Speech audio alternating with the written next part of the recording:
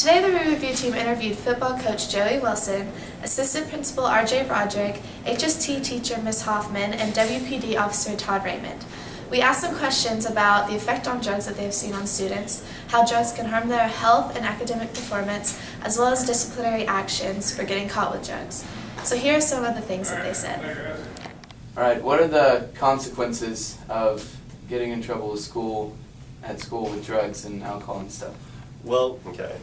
One of the main consequences for students is if you're caught with drugs or alcohol on campus or under the influence of drugs and alcohol on campus, you could possibly face arrest or citation from the city, but immediately from the school you would be suspended and placed in alternative school, which we call Bridge Academy, for up to 45 days.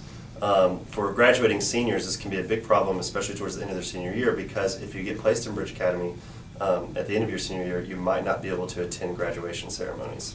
Oh, all right. Where can students go if they like addiction problems at school? Can they go anywhere at school to get help? If they're struggling with drug or alcohol addiction, we have counselors in place that service all our students. They can go to any counselor they want to, and all of our counselors are equipped to deal with those kind of issues and help find resources. We also have different mentoring programs that we can help students find, and largely they can do that through visiting with any of our administrators or our counselors. We can help them get connected with the resources they need that are outside of school or the resources that we offer inside of school. We are always available for that kind of help, and there's no problem that they can't bring to us. We will always be discreet, and always our number one goal is to help the student be successful. And finally, if you get arrested with drugs or alcohol, can that affect your financial aid or job applications or trying to get into college or anything? Being arrested with possession of drugs or under the influence of drugs can affect a lot of things for your future. One of the biggest impacts it can have is you have the possibility of not being able to receive federal funding for student loans, which are your Stafford scholarships, which is what almost every single college student uses to pay for college.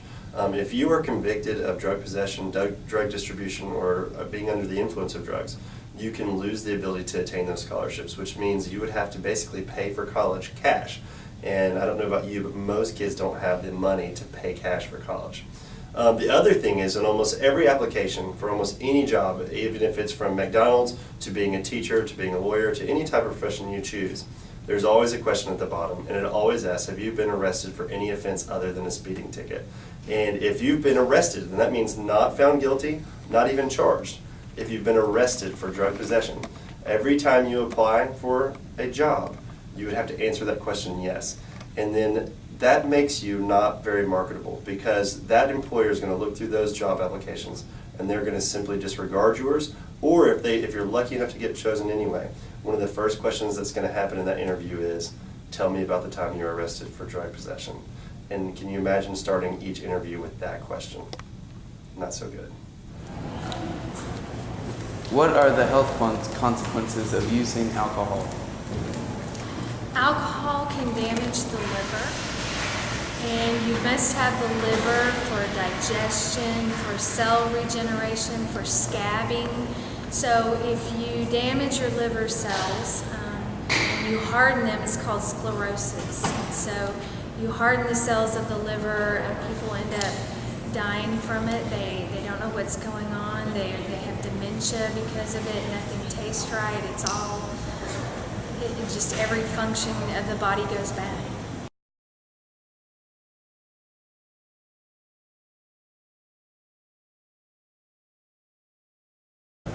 What are the health consequences of using like marijuana and other drugs like that? Well, health consequences of drug abuse that's not prescribed by a doctor. Obviously there's bad effects to everything that you take. Anything that you put in your body that's not a natural source is bad. So, anything from driving while under the influence is obviously bad for your health. But things can speed up your heart, they can slow down your heart, they can stop you from breathing, particularly drugs that students experiment with, like salvia, bath salts. That one, we've seen lots of patients in the hospital that actually stop breathing from salvia. So, anything that you're experimenting with, those can all be detrimental to your health and even kill you. Lots of kids have seizures from K2. I'm Joel Levine, and I'm here with Officer Taylor. Officer Taylor, is there any drug increased activity throughout Weatherford High School over the past few years? I don't think there's been an increase, but there has been a constant, steady flow of activity, narcotics inside the school. Will you always take legal actions toward students with drugs, alcohol, or tobacco? Yes, we have a zero tolerance policy on any type of drug and alcohol and tobacco offenses. If a student is at the age of 18 with tobacco at school, what are their consequences if there are any? Legally or criminally wise, there's not any consequences. There's school policy that prohibits tobacco on campus, and the school administration can take action on that. Under what circumstance can you conclude that a student has legal substances on their person at school? Well, we get tips from the Crime Stoppers or from other students, or even tips from outside the school indicating that a student may or may not have some sort of illegal substance on them. Does the consequence placed on the person vary depending on the amount of type of substance, or is it always the same? It varies. Depends on what type of substance it is, and also the amount. It can be anywhere from a citation all the way to an arrest. What are the consequences of bringing and using drugs or alcohol to school? Is it a felony or a misdemeanor? Both.